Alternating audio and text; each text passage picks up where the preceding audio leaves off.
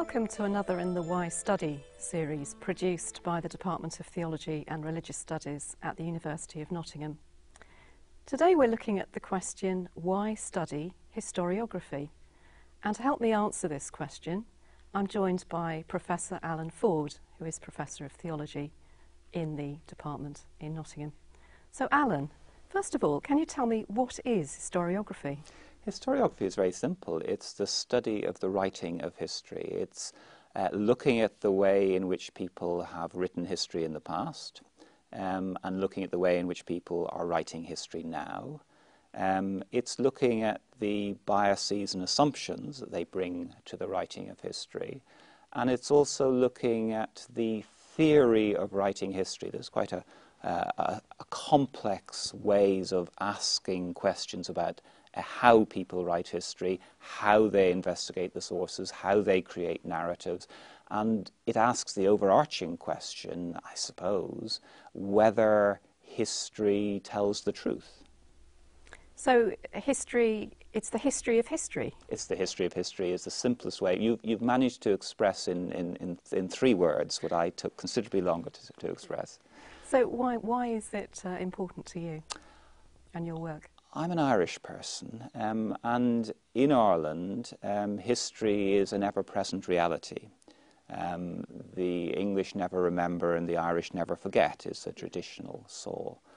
And what for some people might be seen as ancient history in Ireland, say the arrival of St. Patrick in Ireland, is still a contemporary event, because someone like St. Patrick is claimed by both the Catholic and the Protestant churches as the founder of their church in Ireland.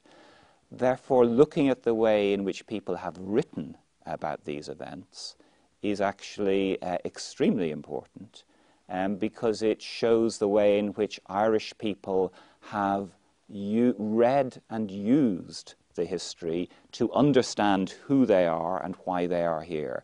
History, historiography and identity are intertwined in Ireland in a really powerful and, for a historian, quite an exciting way. Okay, and you've brought a book which I think you're going to tell us is one of the key publications for understanding Irish historiography, and I see it's called The Irish Rebellion. This is a book first published in the 1640s by Sir John Temple, an Englishman who was born and brought up in Ireland. It's the story of the 1641 rebellion, a rebellion which broke out when the Irish Catholics rose in revolt against the Protestant state in Ireland. It began in Ulster and spread to the rest of Ireland. It led to the creation, very excitingly for Irish Catholics, of a separate Catholic state in Ireland based in Kilkenny called the Confederation of Kilkenny. And it wasn't until Cromwell came over to Ireland that the attempt to create a Catholic Irish state was finally ended. What this tells is an absolutely fascinating story of Catholics rising in revolt in the most bloody and unpleasant manner against Protestants. It was written for the English market. It was written to explain to Irish Protestants what had happened. And it showed that Catholics were driven by anti-Christian hatred of Protestantism, by a savage bloodlust to massacre large numbers of Irish Protestants. It gives a grim account of the sufferings which the innocent Protestant settlers in Ireland encountered. Women being killed, babies being ripped out of women's stomachs, mass drownings, shootings, torture, and fixed, therefore, in the English and the Irish Protestant mind, this image of the Catholic Irish as savage and barbaric and driven by an illogical hatred of the English and of Protestantism. Now, what this did was create a fundamental sense amongst Irish Protestants that they were an innocent, embattled minority in Ireland, who had at all times to be alert to the danger of Catholic rebellion. And this was a motif that goes right down through Irish history and into the 20th century, and can still be seen in Northern Ireland, where the Protestant majority in Northern Ireland are aware that they're a minority in the island and see themselves as threatened by Catholics. From a historiographical point of view, it's extremely interesting, because Temple's creation of the massacre led to exaggerated accounts of the number who were killed.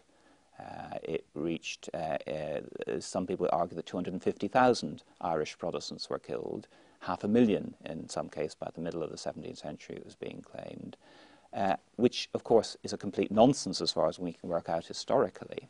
So what we do as historians is we interrogate this historiographical tradition, the Irish Protestant mentality of being an oppressed minority, and we look at the historical facts as far as we can. And there survives for this 1641 rising a vast number of depositions which were given by the Irish Protestant sufferers to a later official inquiry. And these are still preserved in Trinity College Dublin and now available online for anyone to read. They've been transcribed.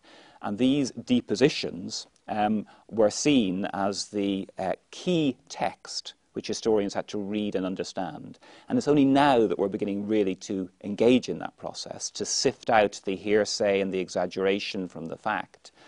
And the actual number of people killed in the Rising shrinks dramatically into the thousands, probably, the small thousands. And it becomes not a massacre, but something that has been created by history, by the historiography has in effect shaped the way that Irish Protestants view themselves and their relationship to their history. And of course, this created, on the other hand, a parallel Catholic school of history in Ireland, which saw their role as showing that Catholicism was a peaceful, cultured religion, solely interested in the spiritual welfare of the Irish people, oppressed on all sides by the Protestants who executed and martyred them and killed them, and that what the Catholic tradition did was to establish, if you like, a rival historiographical school. And if you look if you read Irish religious history from the Reformation onwards, you read two parallel streams of historiography, a Catholic stream and a Protestant stream. And they went right back to the sources of Irish history, to Irish religious history, to the arrival of St. Patrick in Ireland in the 5th century. And the Protestants claimed St. Patrick as a Protestant missionary, and the Catholics claimed St. Patrick as a Roman Catholic missionary. And from that beginning, you have the whole stream of a Catholic and a Protestant historiographical tradition in Ireland, which is still being unpicked today.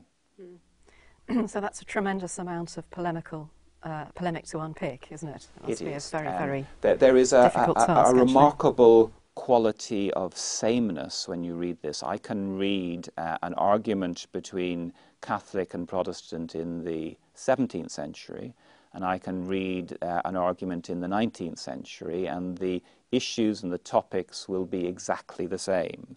There is this wonderful, unchanging quality of Irish history, which makes it such an interesting subject to study.